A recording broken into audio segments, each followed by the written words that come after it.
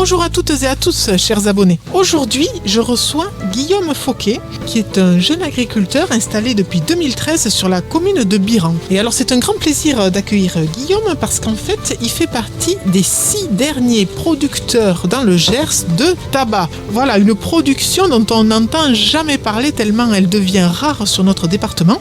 Donc, bonjour Guillaume. Bonjour. Merci d'avoir répondu à l'invitation de DFM 930. Donc, voilà, tu es installé depuis 2013 et tu exploites 3,5 hectares de tabac. Alors, on ne sait rien sur cette production. Explique-nous tout. Alors, la production de tabac était une production, on va dire, un peu typique du département, puisqu'il y en avait, il y avait de nombreux producteurs à l'époque.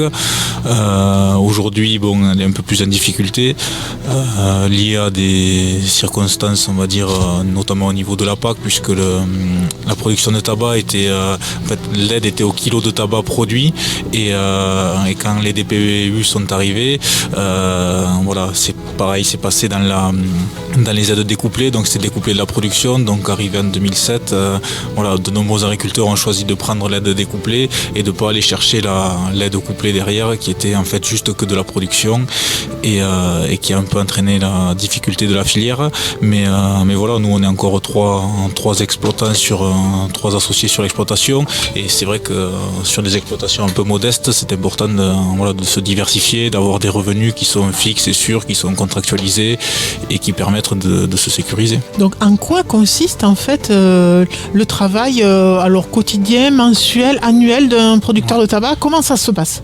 Alors la production de tabac, c'est une culture un peu tropicale, on va dire, donc c'est plutôt basé sur un cycle de production d'été.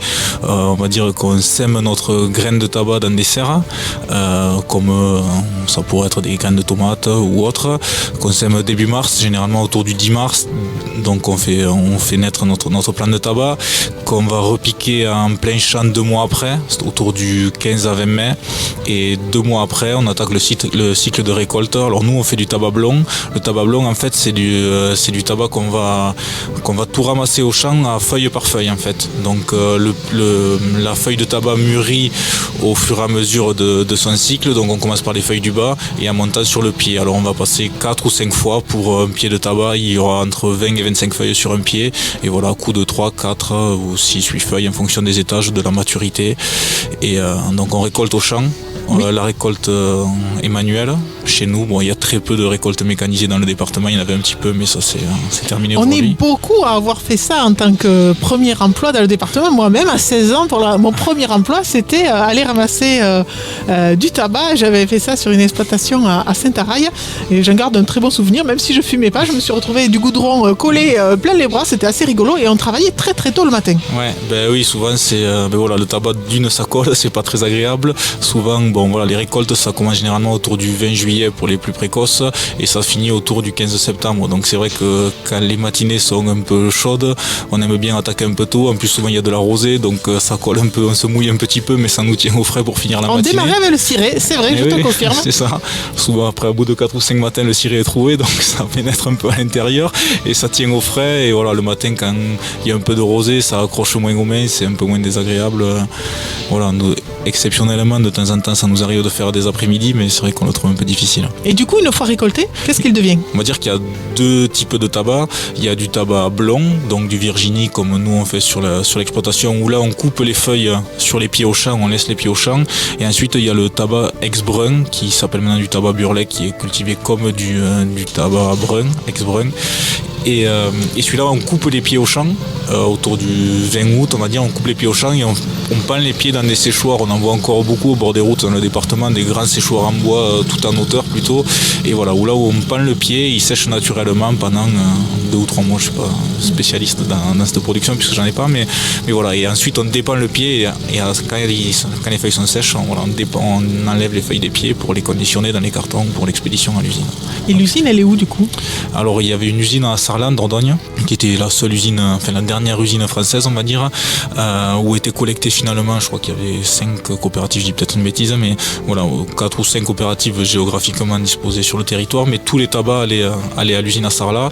Mais voilà, donc la conjoncture a fait que moins de producteurs, donc moins de kilos de tabac, un coût à l'usine au kilo de tabac qui était plus rentable, et voilà, de fil en aiguille, l'usine a disparu en 2018 ou 2019. Donc tu es en train de me dire que, alors qu'aujourd'hui le consommateur veut absolument tout consommer local, on ne peut plus fumer local. Et on peut encore fumer local, parce que de fil en aiguille, notre coopérative avait aussi disparu, qui s'appelait Midi Tabac. On a intégré une nouvelle coopérative, Tabac Garonne Adour, qui s'appelle TGA, qui elle fait pour les initiés du 1637, c'est du tabac roulé, dit local, dit du sud-ouest, et voilà, avec un cahier des charges qui est un petit peu différent, et qui nous permet à nous de valoriser un peu mieux le kilo de tabac, et voilà, et c'est toujours agréable de faire un produit, de produire pour savoir où c'est que notre production termine derrière. Donc même si fumer reste très dangereux pour la santé, je préfère préciser aux auditeurs, donc il est aussi possible de fumer local, donc en fait avec nos quelques producteurs de tabac locaux qui restent ici.